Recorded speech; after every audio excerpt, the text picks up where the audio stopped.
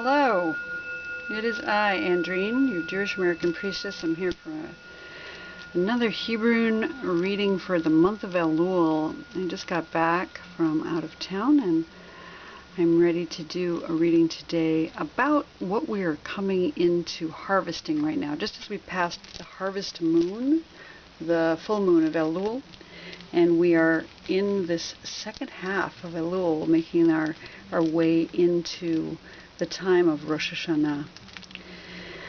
And I'm going to pull out some Hebrunes today and see what's coming up for us. I'm just going to grab a handful. I'm going to try to do a scatter reading. We'll try that today, see what comes up. Alright, first thing I'm going to do is take out the ones that are face down. And then I'm going to turn some of these so that they're facing the direction and on the line where they are. Okay. Alright, so let's see if I can scoot that in a little bit for you. That's visible.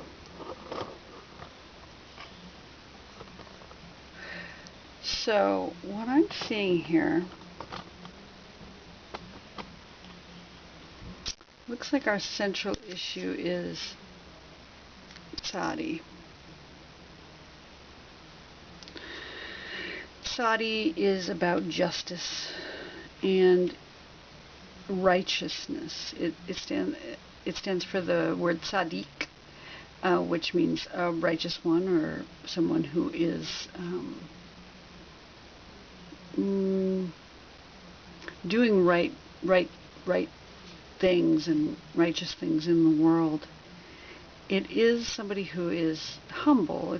The tzadi is made up of two letters, a bent over nun and a yud on its back. So a nun is about humility, a humble person, and the yud is the first letter of the divine name. So it's a humble person carrying the name of God, the name of the divine on their back as they hunt in the world for the sparks of divinity that have been scattered throughout. Tzadi represents the number 90, and that is the number of years old that Sarah was when she gave birth to Yitzhak. Yitzhak itself has the letter Tzadi in it, and it speaks to the fact that any child that is born can become a tzaddik. It represents the astrological sign of Aquarius, the constellation Aquarius, and the foundation of thought in the world. That's our central issue here today, Tzadi. And what came before that, just recently, is Aleph. That's the beginning. That's the number 1. And it represents unity and oneness. It is one of the mother letters, which represents air and breath and the chest in the body. And it coming right before Tzadi, it's speaking to that idea of oneness, the oneness of divinity and the oneness of all, but also the multiplicity within that unity. Aleph, if it comes with different vowels, says Aleph, and Aleph is 1,000. So it's both 1 and 1,000. And it is this connection and division between divinity and humanity. If you see, there's the yud again up on the top, representing divinity, and the yud on the bottom representing humanity, and the vav between connecting and separating both.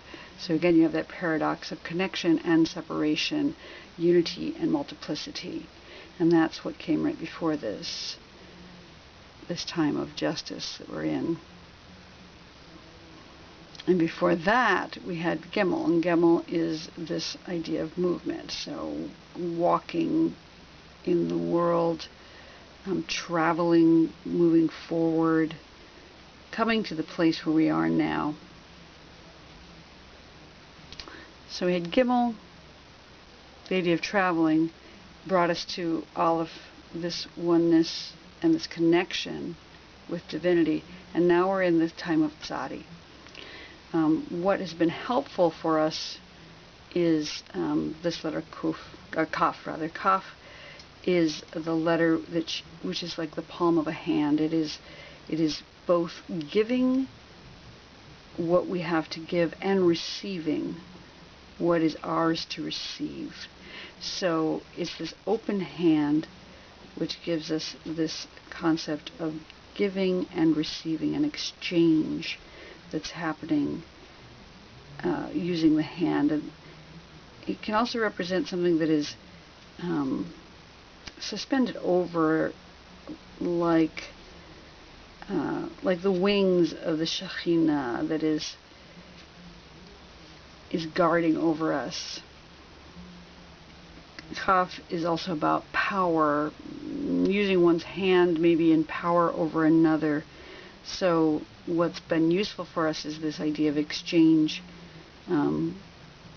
that binary giving and receiving, but also using our power for good, and feeling protected by the divine.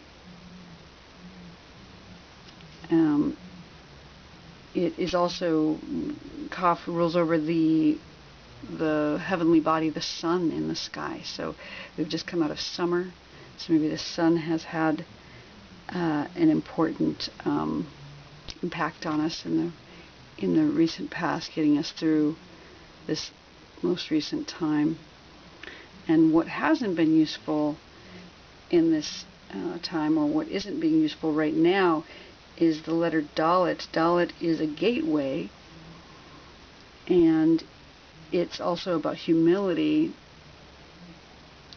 but when it's on the lower line here, it could mean something that we're concerned about, like we're concerned we're not going to make it through the gate. We're concerned that we're not going to be humble enough to get to where we're going. And that's a valid concern as we go into Elul, as we are traversing this time of contemplation and taking into account all of the things that have come before, and whether we merit being written in the book of life as we come into Rosh Hashanah. So there may be some concern or fear around that. Dalet is also the binary of wisdom and foolishness. So perhaps there's been some foolishness that's come before or is coming on us right now, and we need to really consider whether we want to follow that foolishness or actually turn toward wisdom and follow our hearts back to justice, and have that honest exchange, between what is ours to have and what is ours to give. And as we move forward, what's going to be useful for us is Nun, and Nun is that humility again. It's we've got humility here, here, and here. The thing that will get us through this difficult time of contemplation and righteousness as we move toward Rosh Hashanah is humility, and genuine humility, not false humility of, oh, I'm not worthy, but like actually really examining one's real deeds, what honestly and genuinely looking at what is it we have done in the world, and what is it we need to do to change, to move forward. The Nun is bent over like a faithful servant, and it is related to this idea of it also has to do with locomotion. It's the foundation of movement and locomotion. So it's having humility but moving forward nonetheless. It has to do with the number 50 in Gematria, which is the Jubilee year. So it's humility, but it's moving toward a time of redemption and freedom, and being freed as a slave, and freeing our slaves, and being relieved of debts. So as we move toward Teshuvah, as we move toward turning and understanding justice better, we get to be honest with ourselves and others about what's true, and what is ours to give and what is ours to receive. But also, what is it we need to release as we move into the new year? What is it we're letting go of? What is too heavy for us to carry into the new year? Time to set that down now. So keep that in mind as we move forward. And the next iteration here is, well, let's go down to this one next. What's not going to be useful right now, again, the letter Resh. And Resh is the letter that means head. It's like Rosh, or like Bereshit. In the beginning is like in the head of time, and Rosh Hashanah, which is the head of the year. But because Resh represents the head, it's also about thinking and overthinking, perhaps. So don't think too hard about what it is that, don't beat yourself up. Don't be afraid of coming to terms with the things that need to be set aside. Don't be afraid of thinking about what needs to change. Just go with your heart and really don't go with your head. Go with your heart. Resh also has to do with the binary of seed and barrenness. So again, there's this real humility up here, but then there's this false humility of, I can't do it. I'm not worthy. I'm not good enough. I can't move through that gateway. And we want to let go of this idea of barrenness and embrace the seed that we are planting at this time as we move into the new year. And harvesting is like seeds are for planting, but we're in the time of harvest now. It's the end of the summer. We've come all the way around the year, and we're ready to move forward into the new year, but we have to harvest what we've planted. So if we've planted good things, we'll harvest good things, and if we have planted not so much, we won't have much to harvest. And interesting, because right now we're in the Shemitah year. We're coming to the end of the Shemitah year where we didn't plant, we didn't sow our fields. So what do we have to harvest? That's the question that we're asking here. What is it we're harvesting at this harvest moon at the end of a Shemitah year? What a paradox is that we did not plant. We did not sow our fields. We let them lie fallow this year. So what is it we've got to harvest?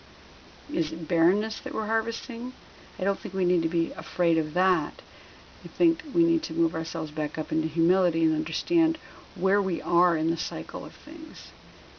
And where that brings us to at the end here is this letter Pei. And Pei is a mouth. It is the letter that represents the mouth of the divine speaking the world into existence. The use of speech for creation. It's about communication. It's about speech which makes us human, that which defines us from other animal species, that we have the ability to speak, that we have the ability to communicate with each other and ourselves and the divine. Pei is a spiral, and it spirals in like a labyrinth, this path of creation, and it spirals out into the universe. It is the number 80, which is in the infinite. So the number 8 is infinity, because it is one more than the days of creation. And 10 times 8 is 80, and that's the ultimate infinite. It's this manifestation of infinity into the microcosm and the macrocosm, both inside ourselves and outside into the universe, which is ever expanding. So if we can find our humble place in this world, we can find the way to use our voices for reparation, like for making amends to those with whom we need to make amends, then we will find ourselves on the right path as we get into Rosh Hashanah. We started out moving forward. We have this time of oneness with the divine, separation and connection with the divine. This idea of exchange, what we are giving and what we are receiving appropriately. Not being afraid of going through the doorway, not being afraid that we are not worthy, but finding that justice, finding that ability to be humble whilst carrying the divine with us, so that we're not having a false humility. And holding on to that humility as we move forward, trying to determine what it is we need to do to change, what it is we need to do to make teshuvah, who do we need to speak to, and not letting our heads or thoughts get in the way, releasing this idea of barrenness and understanding what it is we're harvesting, and turning toward the infinite, and again using our voices to repair what needs to be repaired. And I'm going to pull out just one more letter tonight to see what it is that will be our final outcome.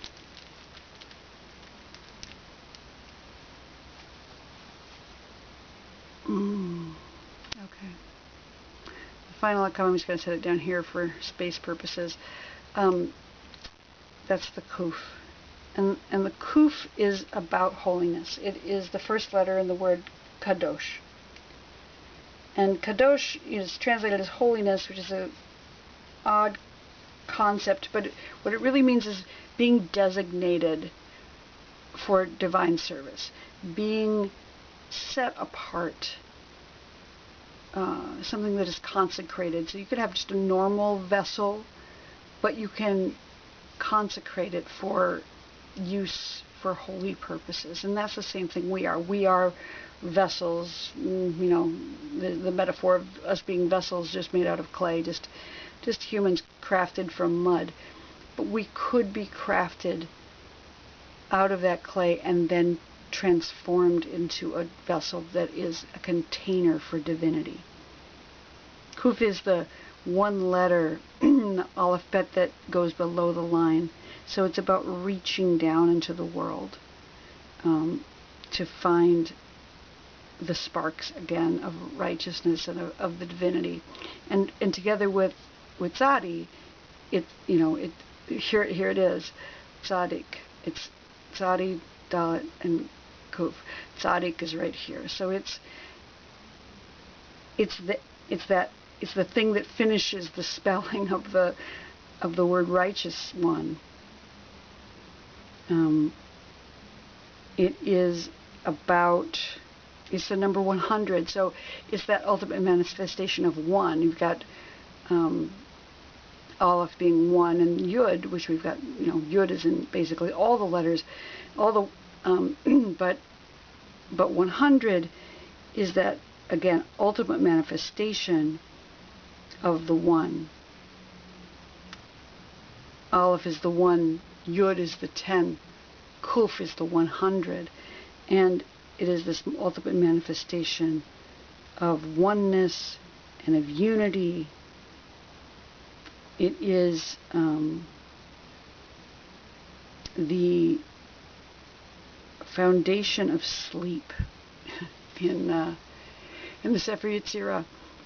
So it's about finding peace on some level, about getting rest and resting in holiness, resting in that Kodesh that we all have the potential for, that we're all built for. We're all fashioned as vessels to be containers for divinity. So that's our reading today. It's about justice, tzaddik, and it's about humility, and about using our words to find ways of reconciling those things that need to be reconciled for teshuvah as we move forward into the last weeks of Elul, as we come into Rosh Hashanah. And we'll have another few readings before then, but I wish you all a lovely harvest moon. I hope you're harvesting what needs to be harvested for you, and we'll see you again next time.